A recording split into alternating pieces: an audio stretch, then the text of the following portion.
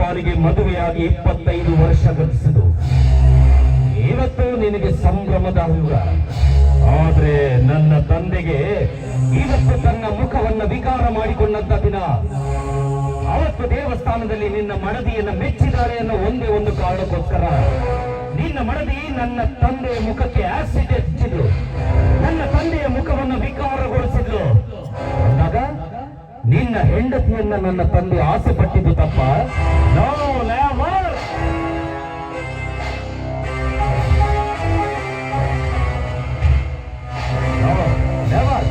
ಅದು ಯಾವ ಕಾಲಕ್ಕೂ ಸಾಧ್ಯ ಇಲ್ಲ. ನಿನ್ನ ಪ್ರಕಾರ ನಿನ್ನ ಮಡದಿಯನ್ನ ನನ್ನ ತಂದೆ ಆಸೆ ಪಟ್ಟಿದ್ದು ತಪ್ಪಿರಬಹುದು, ಆದ್ರೆ ನನ್ನ ಪ್ರಕಾರ ಮಾತ್ರ ಅದು ತಪ್ಪೇ ಅಲ್ಲ. ಯಾಕಂದ್ರೆ ನಾನು ತಂದೆಗೆ ತಕ್ಕ ಮಗ, ಇವನ ಸಿದ್ಧಾಂತಗಳನ್ನು ನೋಡಿಕೊಂಡು ಬೆಳೆದಂತ ಮಗ. ಯಾಕೆ ಅಪ್ಪಾಜಿ? ಹೌದು ತಾನೇ? ಹೌದು ಮಗ, ಹೌದು.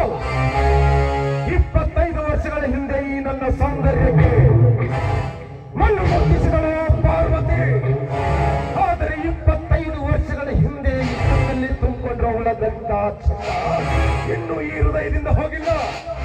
ನನ್ನ ಮುಖದ ವಿಕೃತಿಯನ್ನು ಕೆಡಿಸಿರಬಹುದು, ಆದರೆ ಹೃದಯದಲ್ಲಿ ತುಂಬಿಕೊಂಡಿರುವ ಅವಳ ಮೇಲಿನ ಪ್ರೇಮ ಪ್ರೀತಿ ಇನ್ನು ಹಾಗೆ ಇದೆ ಮಗ. ಅವಳನ್ನು ಅನುಭವಿಸಬೇಕು, ಅನುಭವಿಸಬೇಕು. ಅಪ್ಪಾಜಿ, ದಿನನಿತ್ಯ ನಿಮ್ಮ ಮುಖವನ್ನು ನೋಡಿದಾಕ್ಷಣ ನನ್ನ ಮನಸ್ಸಿನಲ್ಲಿ ರೋಷಾಗ್ನಿಯ ಜ್ವಾಲೆ ಹೊತ್ತಿ ಉರಿತಾ ಇದೆ.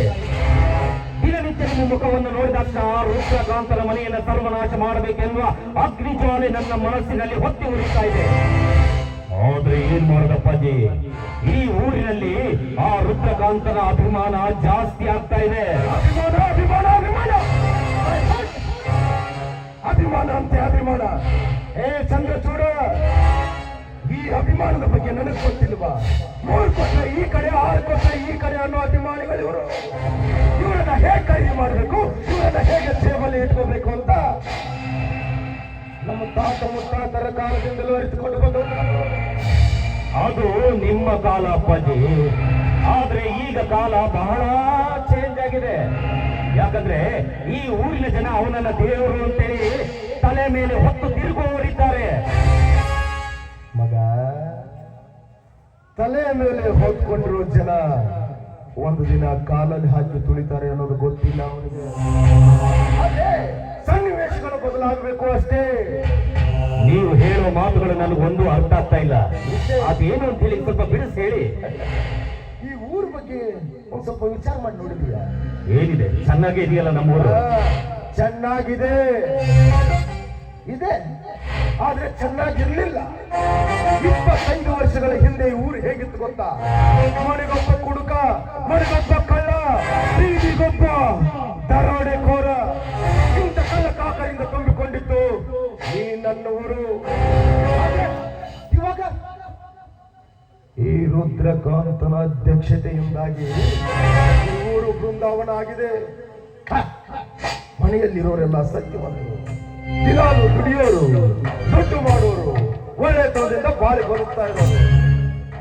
ಈ ಒಳ್ಳೆತನದಲ್ಲಿ ಹುಳಿ ಹಿಂಡಬೇಕಾದ್ರೆ ನಾವೇ ಇದಕ್ಕೆ ಏನಾದ್ರೂ ಒಂದು ಉಪಾಯ ಮಾಡ್ಬೇಕಲ್ವಾ? ಅಪ್ಪಾಜಿ, ಈ ನಿಮ್ಮ ಸಿದ್ಧಾಂತಗಳು ನನಗೆ ಅರ್ಥ ಆಗೋದಿಲ್ಲ.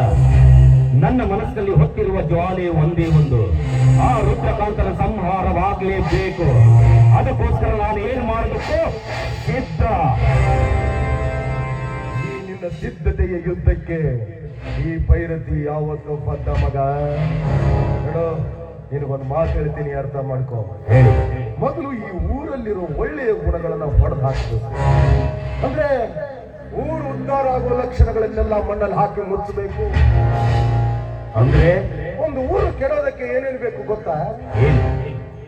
ಪೊಲೀಸ್ ಸ್ಟೇಷನ್ ಇರಬೇಕು, ಆಸ್ಪತ್ರೆಗಳಿರ್ಬೇಕು, ಇನ್ನು ಮಜಾ ಮಾಡೋದಕ್ಕೆ ಲಾಡ್ಜ್ಗಳಿರ್ಬೇಕು, ಕುಡಿದು ಹಾದಿ ಬೀದಿಗಳಲ್ಲಿ ತೂರಾಡೋದಕ್ಕೆ ಬಾರ್ಗಳಿರ್ಬೇಕು. ಏನ್ ಹೇಳ್ತಾ ಇದ್ದೀರ ಅಪ್ಪಾಜಿ?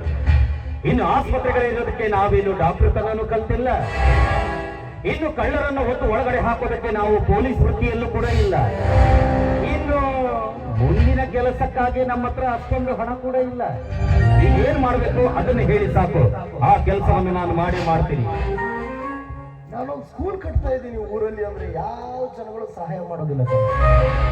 ಅದೇ ಒಂದು ಬಾರ್ ತೆಗಿತಾ ಇದ್ದೀನಿ ಅಂತ ಹೇಳಿ ನೋಡು, ನಾನಿ ಅಂತ ಮುಂದೆ ಬರ್ತಾರೆ. ಹೇಗಾದ್ರೂ ಮಾಡಿ ಊರಲ್ಲಿ ಒಂದು ನಮ್ದೇ ಆದ ಒಂದು ಸಾರಾಯಿ ಅಂಗಡಿ ನಾವು ಓಪನ್ ಮಾಡಿಬಿಟ್ರೆ ವಾ, ಎಂತ ತಲೆ ಅಪ್ಪಾಜಿ ನಿಮ್ದು, ಎಂತ ತಲೆ.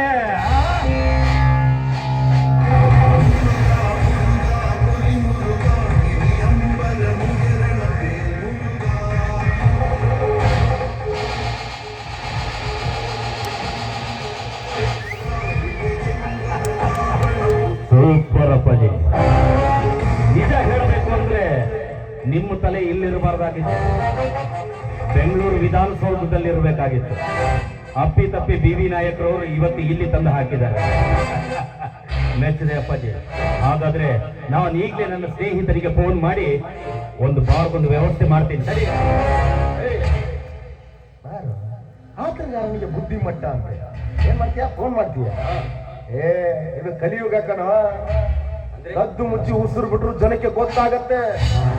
ಬರ್ಲಿ ಫೋನ್ ಮಾಡ್ಬಿಟ್ಟು ನಮ್ಗೊಂದು ಬಾರ್ ಸ್ಯಾಂಕ್ಷನ್ ಮಾಡಿಕೊಡಂದ್ರೆ ಊರೆಲ್ಲ ಗೊತ್ತಾಗಿ ನಾಳೆ ನಮಗೆ ಕಾಲಲ್ಲಿರೋ ಕೈ ಬರ್ತಾರೆ. ಏನೇ ಮಾಡಿದ್ರು ತಲೆ ಓಡಿಸಿ ಮಾಡ್ಬೇಕು. ಹಾಗಾದ್ರೆ ನನಗೊಬ್ಬ ರಾಜಕಾರಣಿ ಪರಿಚಯ ಇದ್ದಾನೆ. ಇವತ್ತೇ ನಾನು ಅವನನ್ನು ಸಂಪರ್ಕ ಮಾಡಿ ನಮ್ಮ ಊರಿನಲ್ಲಿ ಒಂದು ಬಾರ್ ಅಂಗಡಿ ಓಪನ್ ಮಾಡಿಕೊಡಿ ಅಂತ ಹೇಳಿ ಪಟ್ಟು ಹಿಡಿದುಕೊಳ್ತೀನಿ. ಆದಷ್ಟು ಬೇಗ ಆ ಕೆಲಸಕ್ಕೆ ಲೈಸೆನ್ಸ್ ಅನ್ನ ತಗೊಂಡು ಬಂದೇ ಬರ್ತೀನಿ. ಇದು ನನ್ನ ಮಗ ಅಂದ್ರೆ ಆದಷ್ಟು ಬೇಗನೆ ಆ ಕೆಲಸ ನೆರವೇರಬೇಕು. ಆದ್ರೂ ಅಪ್ಪಾಜಿ, ನಾವು ಮಾತ್ರ ದ್ವೇಷ ಹಾಗೆ ಅಂತೇಳಿ ಸಾಧಿಸ್ತಾ ಹೋದ್ರೆ ನನ್ನ ತಂಗಿಯ ನಡವಳಿಕೆನೇ ನನಗೆ ಅರ್ಥ ಆಗ್ತಾ ಇಲ್ಲ. ಅಂದ್ರೆ ನಿನ್ನ ಮಾತಿನ ಅರ್ಥ? ನಮ್ಮ ಮನಸ್ಸಿನಲ್ಲಿ ಇರೋದು ಒಂದೇ ಸೇಡು, ಆ ರುದ್ರಕಾಂತರ ಸರ್ವನಾಶವಾಗಲೇಬೇಕು. ನಾವು ಅದಕ್ಕೋಸ್ಕರ ಪ್ಲಾನ್ ಮಾಡ್ತಾ ಇದ್ರೆ ನಮ್ಮ ತಂಗಿ ಯಾವಾಗ್ಲೂ ಕೂಡ ದೇವರು ಪುನಸ್ಕಾರ ಅಂತೇಳಿ ಅಡ್ಡಾಡ್ತಾನೆ ಇರ್ತಾರೆ. ಒಂದು ಮಾತು ಹೇಳ್ತೀನಿ, ತಂದೆಯಂತೆ ಮಗ, ತಾಯಿಯಂತೆ ಮಗಳು. ನನ್ನಲ್ಲಿರೋ ಗುಣಾವಗುಣಗಳೆಲ್ಲ ನಿನ್ನಲ್ಲಿ ಅಚ್ಚಳಿದೆ, ಪ್ರಿಂಟ್ ಆಗಿಬಿಟ್ಟಿದ್ದಾವೆ. ಅಂದಮೇಲೆ ನಿನ್ನ ತಾಯಿಯಲ್ಲಿರೋ ಗುಣಗಳು ಅವಳಲ್ಲಿದ್ದಾವೆ. ನಿನ್ನ ತಾಯಿನೂ ಕೂಡ ಹಾಗೆ ಕಣೋ. ಬರೀ ದೇವರು, ದಿಂಡ್ರು, ಭಿಕ್ಷುಕರು, ಅವರು ದಾನ ಧರ್ಮ ಇದರಲ್ಲೇ ಇರ್ತದೆ. ಅದೇ ಗುಣಗಳು ಅವಳಲ್ಲಿ ಬಂದ್ರೆ ಇನ್ನಷ್ಟಕ್ಕೆ ತಾನು ಮಾಡ್ಕೊಂಡಿರ್ತಾಳೆ ಬಿಡು. ನಾನು ನಿಮಗೆ ಹೇಳ್ತಾ ಇದ್ದ ಹಾಗೆ ತಂಗಿ ಈ ಕಡೆನೆ ಬರ್ತಾ ಇದ್ದಾಳೆ ದೇವಸ್ಥಾನದಿಂದ. ಬರ್ರಿ.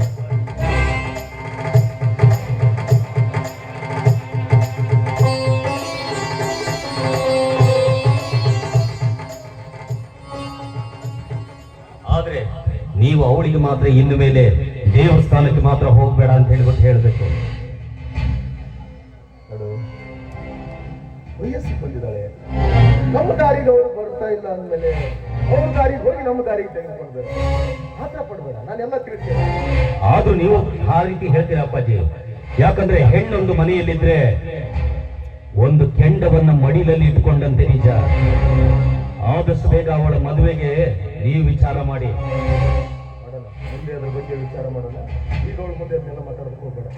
ಅಲ್ಲ ಅಪ್ಪಾಜಿ, ಬರೀ ಅವಳು ದೇವರು ದೈವ ಅಂತ ಹೇಳಿ ಅಡ್ಡಾಡ್ತಾ ಹೋದ್ಲಂತಂದ್ರೆ ಮನೆಯ ಮರ್ಯಾದೆಗತಿ ಏನು? ಅವಳನ್ನು ಹೇಗಾದ್ರೂ ಮಾಡಿ ದಾರಿಗೆ ತರ್ತೀನಿ ನಾನು. ನೀನು ಅದ್ರ ಬಗ್ಗೆ ಹೊರಿ ಮಾಡ್ಕೋಬೇಡ. ಅಪ್ಪಾಜಿ, ಆದ್ರೆ ಇವತ್ತೇ ನಾನು ಬ್ಯಾಂಗ್ಳೂರ್ಗೆ ಹೋಗ್ಬೇಕು. ಯಾಕಂತಂದ್ರೆ ಆ ಲೈಸೆನ್ಸ್ ಸಲುವಾಗಿ ಇವತ್ತೇ ನಾನು ಹೋಗಿ ಮಾತಾಡಿದೆ ಅಂತಂದ್ರೆ ಆದಷ್ಟು ಬೇಗ ನಮ್ಮ ಊರಿಗೆ ಬಾರ್ ಬರೋದಂತೂ ಸಾಧ್ಯ. ಆದಷ್ಟು ಬೇಗ ಅದಕ್ಕೊಂದು ನಾನು ಪ್ಲಾನ್ ಮಾಡ್ತೀನಿ. ನೀವು ಆಮೇಲೆ ಬನ್ನಿ.